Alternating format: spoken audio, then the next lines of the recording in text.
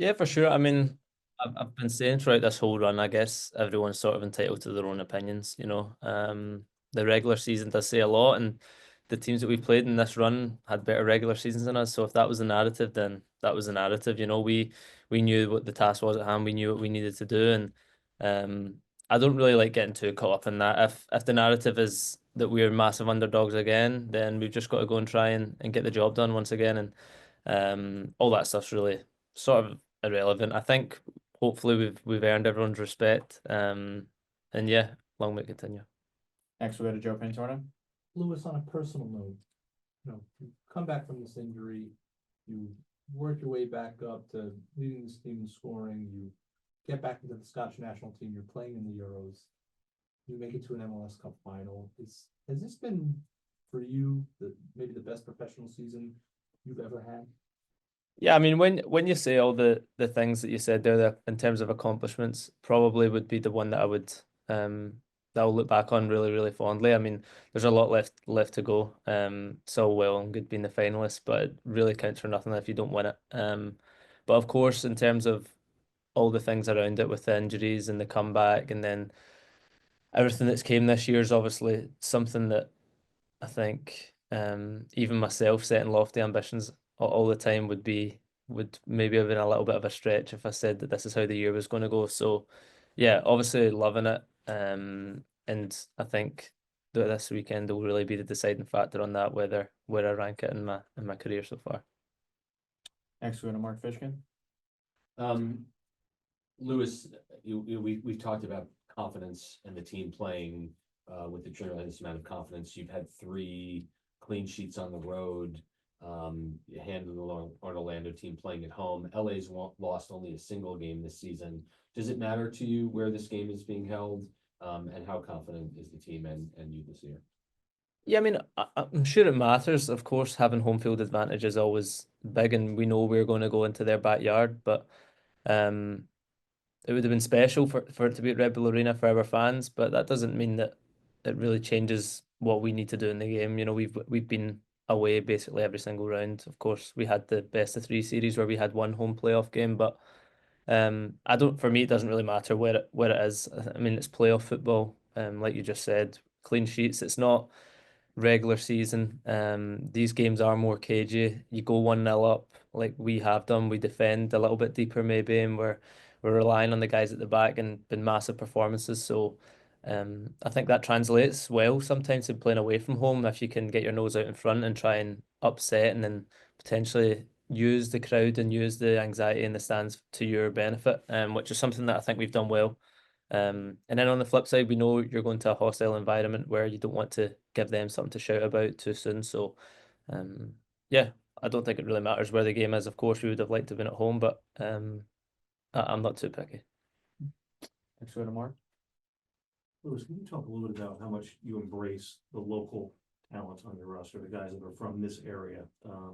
Obviously Edelman and Tolkien and the Nicholas brothers, and what they've meant to this club. Yeah, all those guys you mentioned, I would throw Peter in there, throw Ryan in there. There's even some of the younger guys that maybe haven't played as many minutes. They all know what this club's about, and I think it's important that Red Bull has that identity, and we've got a bunch of guys here that are performing week in, week out for us that come from this area, and it's always important to have those guys in your team that grow up in the area.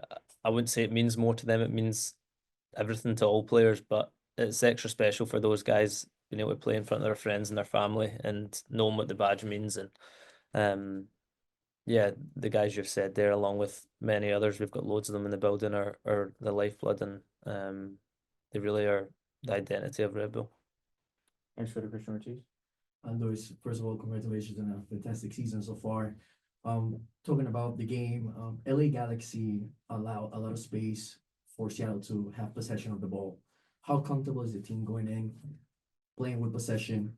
And as a second parter, during these times, players, coaches usually make a wish or something that they're going to do if they win MLS Cup.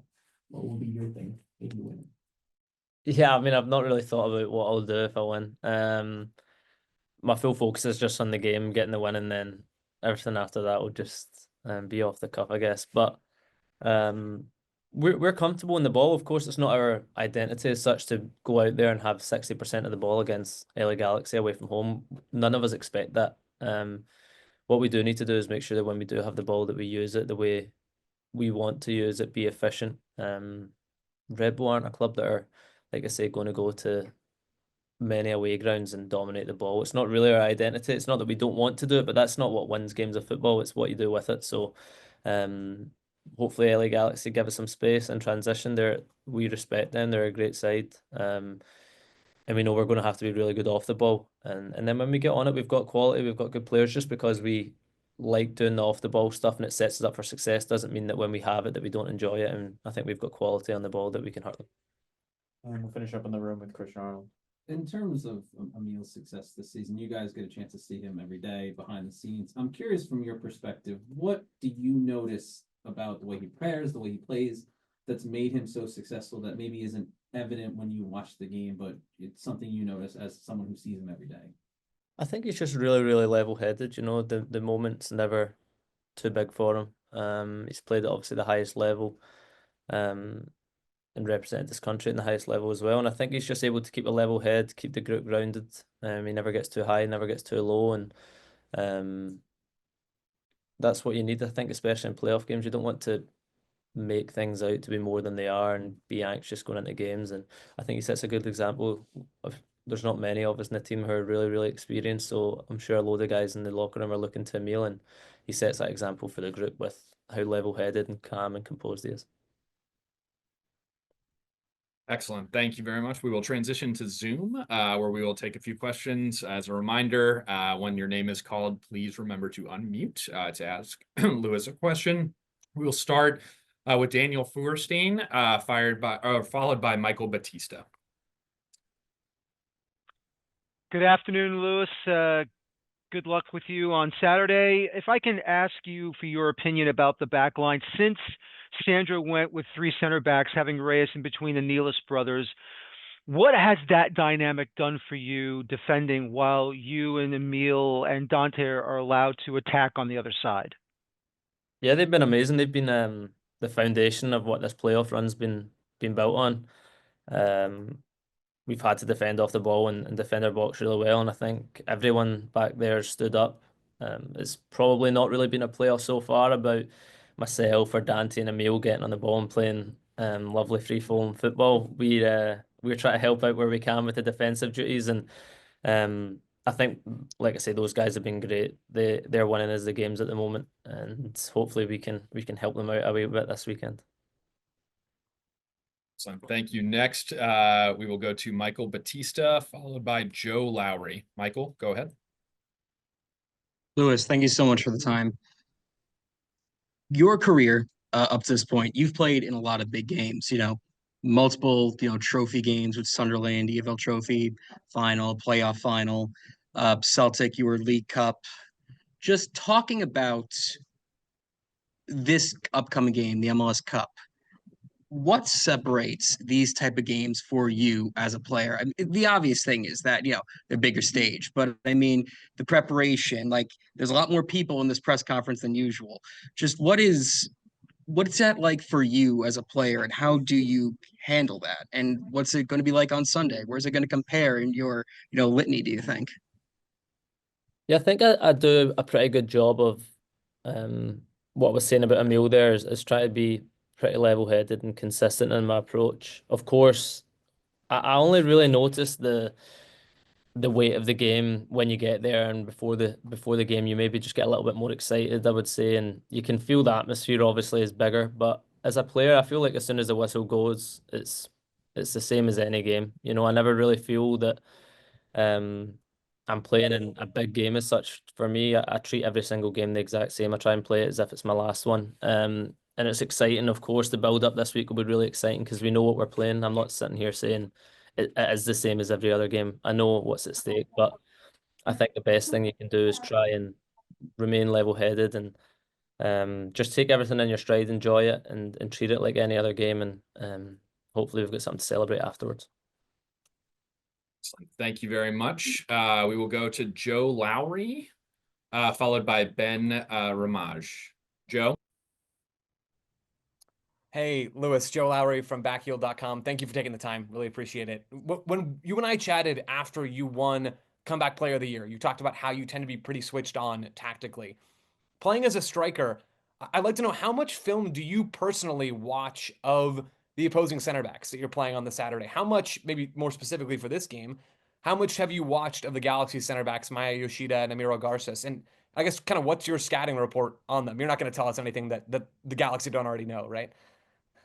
Yeah, honestly, I've not looked too much to specific opponents. It's not something that I really do too much of. It's more in team video, I'll maybe have a closer eye on the centre backs, but I try not to get too focused on the strengths and weaknesses of opponents because I don't really like to go full in and put all my energy in an area where I might sit here and say, oh, I think I can run behind this guy 10 times this game, and then the opportunity never arises, and I've put all my focus during the week of going to do something that doesn't really come up. So I think the thing that I try and do is just make sure that I'm ready for all possibilities and all eventualities. Of course, I'll maybe at the start of the game, there's usually a 5 or 10 minute period where I'll try and suss out the centre backs, maybe what one I'll have more joy in the air against, what one I feel like I can maybe go in behind against. I feel like most of my analysis is done during the game. But then of course we get a broader perspective in terms of team analysis throughout the week. So in terms of looking at the centre backs, listen, they've been a very, very successful team this year. So I know about the players. I know how well they've done this year, and I'm looking forward to going up and having a good battle against them. Thank you. We will toss to Ben. Ben, you are free to unmute, and we will follow with Damien.